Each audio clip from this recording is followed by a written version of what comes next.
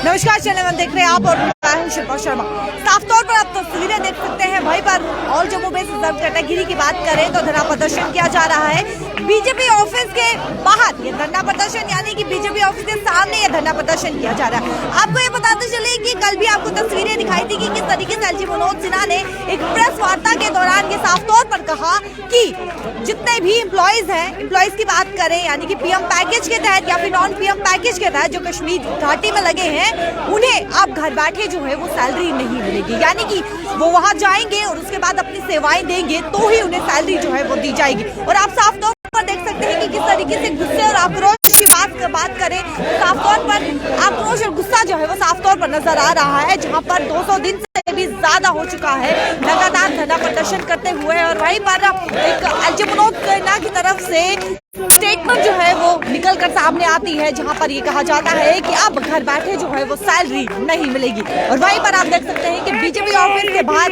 धरना प्रदर्शन जो है वो किया जा रहा है, लगातार अपनी मांगे जो है वो की जा रही है। आप साफ तौर पर तस्वीरें देख सकते हैं। बातचीत करने की भी कोशिश करेंगे। सर, क्या कुछ कहना चाहेंगे? जिस तरीके से एलजी मनोज सिन्हा ने कल प्रेस वार्ता के दौरान ये साफ कर दिया कि घर बैठे जो है वो सैलरी नहीं मिलेगी। देखो मैम, अस घर बैठे दे नहीं है, अस उतों डरिए अपनी जान बचाइए इत्थे आए हैं। जेड़े एलजी सर ने एक वर्ड का यूज किया ब्रीथिंग पीरियड असें नहीं मंगया है।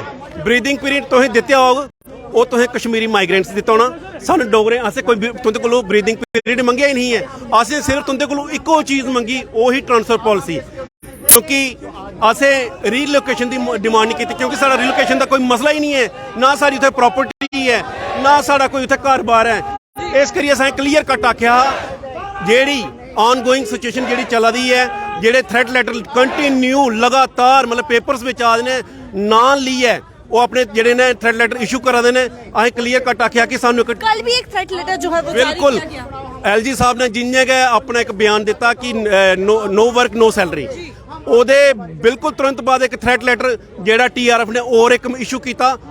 तुसें अपने दिमाग खोलना चाहिए, सोचना चाहिए कि तुस हाली सोचते हो वो करिए भी दसी जोड़ देना। इस करिए साढ़े वास्ते उत्थे सेफ्टी का कोई प्रावधान है ही नहीं। जेड़ा एलजी साहब ने एक गल आखी है, इंदा हर एक गल मन्नी गई, हर एक इंदा ड्यू प्रमोशन दी गई। मैं आखना सानू कुछ नहीं लभेगा, वो तुसें माइग्रेंट्स दिता होगा, मैं वो चीज़ अस वेलकम करने, लेकिन असें डोगरे सिर्फ इको डिमांड की ही ट्रांसफर पॉलिसी की, जेड़ी अज तक साड़ी डिमांड जेड़ी फुलफिल नहीं हुई। इस करिए ये धरना ओले तक जारी रहेगा जोले तक साड़ी ट्रांसफर पॉलिसी जेड़ी लागू नहीं होती। Thank you. चलिए, वहीं पर साफ तौर पर मैं आपको कार्यालय भी दिखाना चाहूंगी। आप देख सकते हैं इस वक्त भाजपा ऑफिस के हेडक्वार्टर के बिल्कुल सामने ये धरना प्रदर्शन जो है वो किया जा रहा है, जहां पर लगातार मांग जो है वो की जा रही है। और वहीं पर जिस तरीके से कल जो है स्टेटमेंट जो है यानी कि एलजी मनोज सिन्हा की तरफ से ये कहा जाता है कि अब घर बैठे जो है वो सैलरी नहीं मिलेगी। आप तो देख सकते हैं कि किस तरीके से आक्रोश और गुस्सा जो है वो साफ तौर पर नजर आ रहा है। मैम, क्या कुछ कहना चाहेंगे? बीजेपी ऑफिस के बाहर धरना प्रदर्शन कर रहे हैं, क्या करेंगे? हम आज अपने वकील से गुहार लगाने आए, पूछने आए कि आपने हमारा केस का क्या किया। वकील कौन? वकील रविंदर राणा जी, जिन्होंने सीना ठोक के कहा था सबके सामने कि मैं वकील हूँ, मैं आपका केस आगे लेके जाऊंगा। तो आज हम पूछते हैं कि आपने क्या किया हमारे केस का। आज हालत ये होगी कि हम सड़कों पे सड़कों पे बैठ गए। नीचे देखिए कहाँ पे बैठे हुए हैं। थोड़ा होश में आइए और सोचिए कि हमारे साथ क्या हो रहा है। हम वही जम्मू के डोगरे हैं जिनके घरों में आप जाते हैं और जिन्होंने आपको इसको जहाँ तक पहुँचाया है। आज हमारे साथ ये इंसाफ किया जा रहा है। कश्मीर में हमें मारा जा रहा है और यहाँ पे कहते हैं हमें धोया जा रहा है।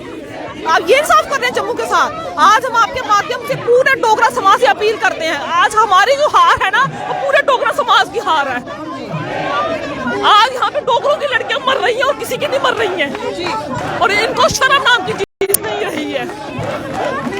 आज हम इनसे पूछते हैं कि आपने हमारे लिए क्या आपने हमारे वहां मरने का इंतजाम किया है। एलजी सर कहते हैं अकोमोडेशन है, कौन सी अकोमोडेशन है? पीएम पैकेज की आपने रटर लगा के रखी हुई है। हमारा नाम लीजिए कि आपने कौन सी जगह पे हमारे लिए अकोमोडेशन की है। आप कहते हैं एक स्कूल में 6 लोगों को रखेंगे, आपकी मर्जी है। जहाँ पे वहाँ पे एक मरते थे, वहाँ पे 6 मरे। अब जिस स्कूल की बाउंड्री नहीं है वहाँ पे एक्कोमोडेशन देंगे हमें, वहां पे हमें सिक्योरिटी देंगे। आप बात करते प्रमोशन, कौन सी प्रमोशन खोली आपने? आपने 15 साल से हमारे सारे रास्ते बंद करके रखे हुए हैं। आप बात करते हैं, आपकी बेइंसाफी जो पीक पे पहुंच गई हुई है। अगर मरना है तो आपके गेट के सामने मरेंगे हम, हमारे माँ बाप यहाँ पे आप आएंगे, बैठेंगे आपके सामने। आप बड़ी बड़ी बातें करते हैं, करवा चौथ चलेगा, दिवाली चलेगी, हम कहते हैं सैलरी अपने पास रखिए, ट्रांसफर पॉलिसी लेके आइए। आपकी बेइंसाफी जो है वो हद तक बढ़ चुकी है, अब नहीं हमसे बर्दाश्त होता। आपने समझ क्या रखा हम लोगों को? बलि के बकरे, वो भी मुफ्त के बकरे। रजनी मैम साहब ने क्या इंसाफ किया? 31 मई को उस मैडम की शहादत हुई और 1 जून से उसकी सैलरी बंद की। शर्म आनी चाहिए इन लोगों को। कल भी एक थ्रेट लिस्ट जो है वो जारी किया गया है, 5 थ्रेट लिस्ट जो है वो आ चुकी है। इनको क्या फर्क पड़ता है मैडम? इनके नाम के थोड़ी आ रहे हैं, इनके नाम के नहीं आ रहे। मैं कहती हूँ वो लोग खड़े हैं, जो इनकी आंखें खोल रही हैं, आंखें फिर भी नहीं खुल रही हैं। इनको कोई फर्क नहीं पड़ता। एलजी साहब कहते हैं जम्मू डिवीजन, कश्मीर डिवीजन। अगर ये 2 डिवीजन इतने अलग अलग हैं तो आपने इसको एक साथ क्यों रखा हुआ है? आप 2 यूटीज क्यों नहीं बनाते हैं? कश्मीर अलग यूटी बनाइए, जम्मू अलग यूटी बनाइए। क्योंकि अगर कश्मीर का बंदा जम्मू नहीं आ सकता, जम्मू का कश्मीर नहीं जा सकता। जब एलजी साहब खुद विफल हो चुके हैं, जम्मू कश्मीर को एक करने के लिए विफल हो गए हैं ना, वो यही था ना। जब वो खुद विफल हो गए हैं तो इसको 2 यूटीज क्यों नहीं बनाते? आपने 2 बना 3 बना दो। अब कश्मीर अलग यूटी, जम्मू अलग यूटी। क्योंकि ये गंगा कहते हैं, ये गंगा जमुना का मेल हो ही नहीं सकता कभी, तो फिर क्यों इसको साथ रखा हुआ है? किस लिए साथ रखा है? आप हमारे एम्प्लॉइज को कश्मीर से उठा के लद्दाख भेजते हैं, हाँ, लेकिन हमें अपने घरों में नहीं भेज सकते आप। क्यों? क्योंकि आपको चाहिए बंधुआ मजदूर, जो वो वहां पर भेजेंगे जहाँ पे कोई नहीं जाता। सारे ब्यूरोक्रेट्स के, वीआईपीज के लोग बैठेंगे सिटीज में आके, और हमें आप ऐसी जगह भेजेंगे जहाँ पे हर कोई मार के में चला जाए। एक उम्मीद आपने लगाई थी कि एलजी मनोज सिन्हा कुछ आपके लिए करेंगे, ट्रांसफर पॉलिसी या फिर सैलरी रिलीज जो है वो की जाएगी, लेकिन एक अलग ही स्टेटमेंट जो है वो जारी की जाती है कि आप घर बैठे जो है वो आपको सैलरी नहीं मिलेगी। सर, हम एक चीज बोलते हैं, सैलरी तो आप रजनी मैडम को भी नहीं दे पाए तो हमें कहां से दोगे?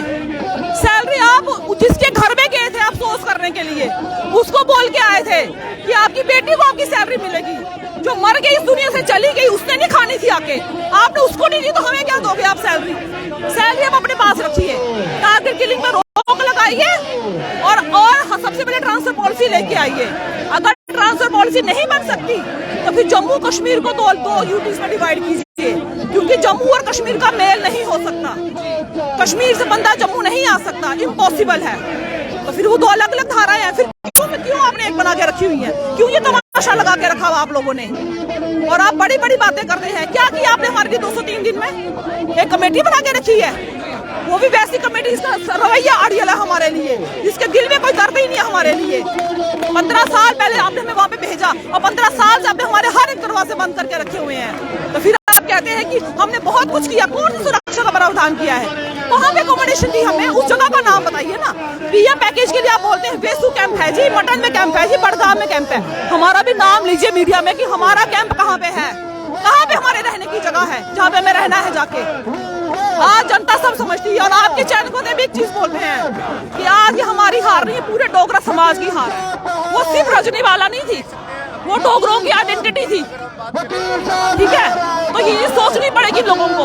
हम भी 24-25 साल की उम्र में कश्मीर गए थे, आज 40 से ऊपर हो गए हैं और सड़कों पे बैठे हैं वापस आने के लिए। जो आज हमारे बच्चे कश्मीर में जा रहे हैं नौकरी के लिए, वो भी ऐसे तड़फेंगे, उनका भविष्य हमसे भी ज्यादा काला होगा। ये डोगरा समाज को समझना पड़ेगा। रविंद्र राणा जी बाहर आएंगे, बातचीत करेंगे, क्या लगता है? आना ही पड़ेगा मैडम, अगर बाहर नहीं आएंगे फिर सत्ता से बाहर जाएंगे, बस सीधी सी बात है। अगर बाहर आएंगे तो ठीक है, नहीं आएंगे फिर सत्ता से बाहर जाएंगे, और वो दिन जरूर आएगा, और आना भी चाहिए फिर। क्योंकि जब हमारा लीडर इतना कमजोर होगा तो हमने क्या करना उस लीडर का? जब वो हमारा केस ही नहीं ढंग से लड़वाया, और उनका केस हारने का मतलब हमारे लिए सजाए मौत, ठीक है? इनको शर्म आनी चाहिए कि इनके डोगरों की लड़कियों में सर पे कफन बांधे हुए हैं। ये इंसाफ दे रहे हैं हमें ये कुर्सियों पे बैठ के। चलिए, बहुत बहुत शुक्रिया।